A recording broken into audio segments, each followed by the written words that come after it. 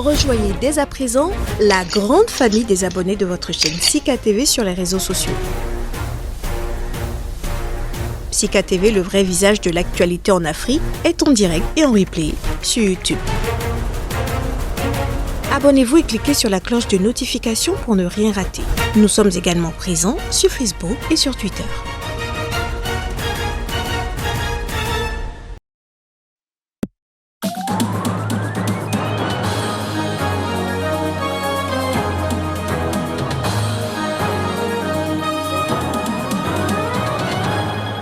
Des heurts ont éclaté dans le district de Chibolia à Lusaka au lendemain des élections générales en Zambie. La police et l'armée patrouillent dans les rues de la capitale alors que le pays attend les résultats d'une élection très disputée.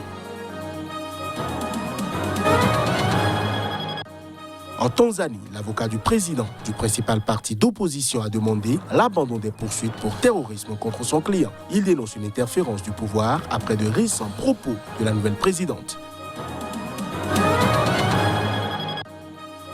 Les acteurs éthiopiens répondent à l'appel à la mobilisation générale lancée cette semaine par le Premier ministre Abiy Ahmed. Objectif, apporter leur contribution à l'effort de guerre dans le pays.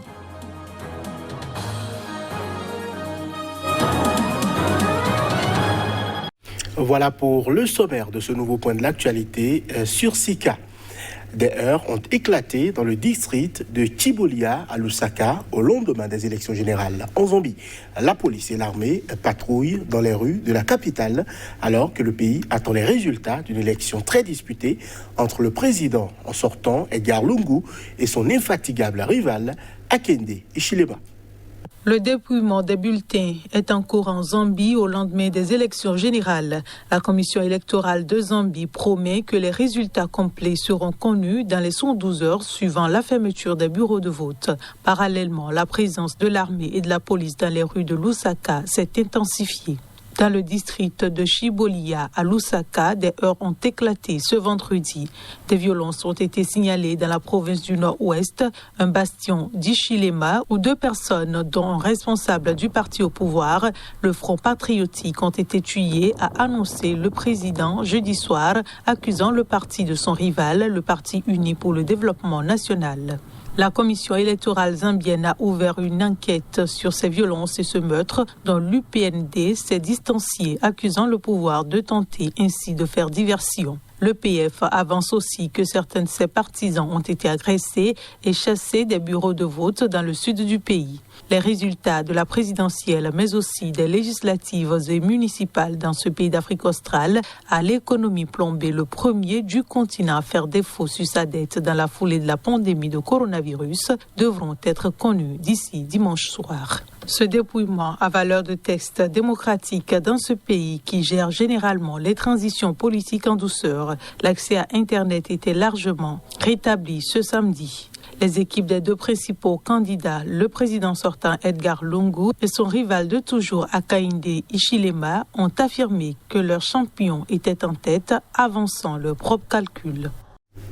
L'avocat du président du principal parti d'opposition tanzanien, Freeman Mbowe, a demandé ce vendredi l'abandon des poursuites pour terrorisme contre son client.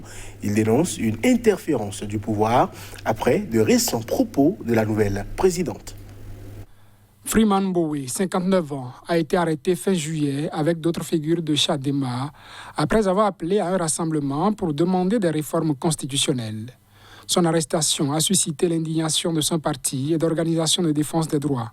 Il devrait comparaître vendredi devant le tribunal de Kisutu à Dar es Salaam pour financement du terrorisme et complot terroriste. L'audience a finalement été reportée au 27 août, Freeman Mbowe n'ayant pu être transféré dans la prison en raison de problèmes de transport, a déclaré son avocat Peter Kibatala. Le dossier est en cours de transfert vers une cour supérieure. L'avocat a déclaré avoir déposé une requête demandant l'abandon des charges et l'annulation du procès, accusant implicitement la présidente Samia Suluhu Hassan de s'être mêlée de l'affaire.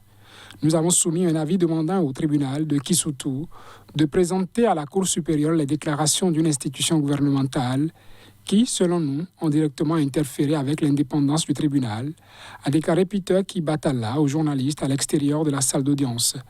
Je n'ai pas besoin de mentionner l'institution gouvernementale parce que presque tout le monde l'a entendu, a-t-il ajouté. Dans une interview à la BBC publiée en début de semaine, la présidente a assuré que les accusations portées contre Freeman Mbowe n'étaient pas politiques et résultaient d'une enquête de près d'1 an. Je soupçonne que, connaissant les charges auxquelles il était confronté, il a calculé que s'il était arrêté, il pourrait prétendre que c'était parce qu'il faisait pression pour une nouvelle constitution, a ajouté la présidente. Avec de tels propos, nos clients se sentent déjà condamnés, a affirmé Kibatala. La Tanzanie de John Magufuli, l'ancien président décédé en mars, était marquée par une politique autoritaire, particulièrement rude envers les médias, les critiques et plus généralement la liberté d'expression. Peu après son arrivée, Samia Suluhu Hassan a, elle, promis de défendre libertés et démocratie. Mais l'espoir d'un renouveau politique dans ce pays a été affecté avec l'arrestation de Freeman Mbowe. Au Tchad, le gouvernement a tendu la main à tous les groupes armés, les invitant à participer au dialogue national inclusif. Le dialogue doit conduire aux premières élections présidentielles et législatives depuis la mort d'Idriss Déby Itno, tué par des rebelles en avril. Abderrahmane Koulamala, le porte-parole du gouvernement tchadien, a déclaré que tous les groupes armés sans exception sont invités à participer au dialogue, à condition qu'ils posent les armes et jouent le jeu. Le but de ce dialogue, qui se tiendra en novembre et décembre, est de faire en sorte que l'ensemble des Tchadiens se regroupent et forment un pays apaisé, a-t-il ajouté. Lors de son adresse à la nation la veille de la fête de l'indépendance mardi dernier, le président du Conseil militaire de transition, Mahamat Idriss Déby Itno, fils de l'ancien chef de l'État, avait lancé un appel pressant aux politico-militaires.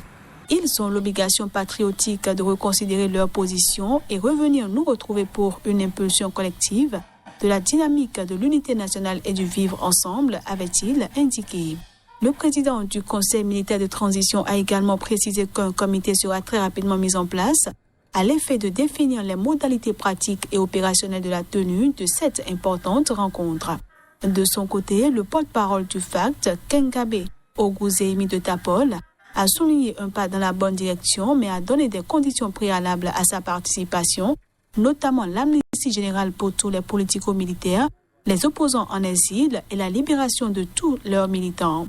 Opposant historique de l'ancien président Idriss Déby, Saleh Kebzabo, dont le parti participe aujourd'hui au gouvernement de transition, a salué un pas de plus vers l'unité. Le pouvoir a dit ce qu'il veut faire, la balle est dans l'autre camp, a-t-il estimé. Il a toutefois plaidé pour une loi d'amnistie au préalable. Et puis Saleh Kebzabo, principal opposant au régime de l'ancien président tchadien Idriss Déby Itno, a été nommé ce samedi vice-président du comité d'organisation du dialogue national inclusif devant conduire à des élections présidentielles législatives. Je tiens absolument à ce qu'il y ait tous les Tchadiens autour d'une table ronde pour discuter de nos problèmes, a indiqué Kebzabo, plusieurs fois candidat à la présidentielle face au maréchal Déby et dont la nomination a été officialisée par un arrêté.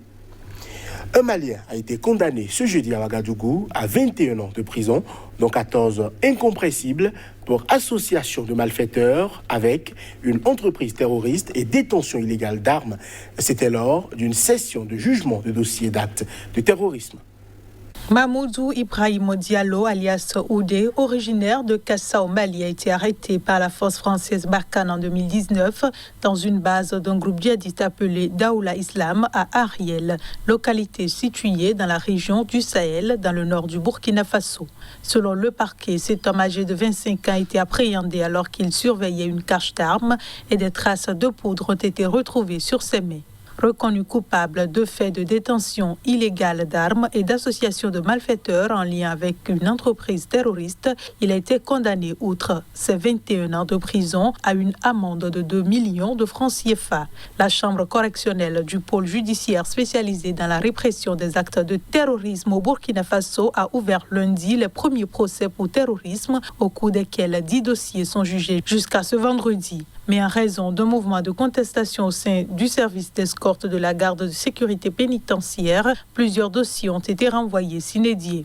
Mardi, 2 djihadistes burkinabés auteurs d'une attaque en 2018 contre une école dans le nord du Burkina Faso ont été condamnés à 20 ans de prison. Le pays fait face depuis 2015 à des attaques djihadistes régulières et meurtrières, en particulier dans les régions du nord et de l'est proches du Mali et du Niger, également confrontés aux actions meurtrières des djihadistes armés.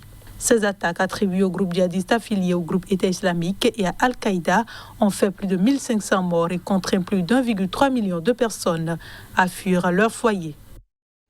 Des acteurs éthiopiens répondent à l'appel à la mobilisation générale lancé cette semaine par le Premier ministre Abiy Ahmed pour apporter leur contribution à l'effort de guerre alors que l'armée fédérale combat depuis 9 mois des rebelles dans la région septentrionale du Tigré.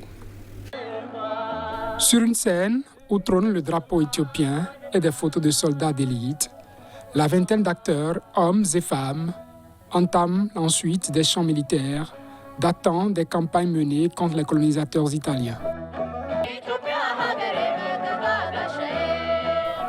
Cette troupe a répondu à l'appel à la mobilisation générale lancé mardi par le Premier ministre Abiy Ahmed pour apporter leur contribution à l'effort de guerre alors que l'armée fédérale combat depuis 9 mois des rebelles dans la région septentrionale du Tigré. L'appel ne signifie pas que tout le monde doit se battre avec des armes. Les personnes qui ont un talent peuvent se battre avec. Autrefois, nos musiciens allaient sur le champ de bataille pour motiver et divertir les soldats. Notre rôle est d'encourager, de motiver et aussi de donner du courage à ceux qui ont peur grâce à la musique.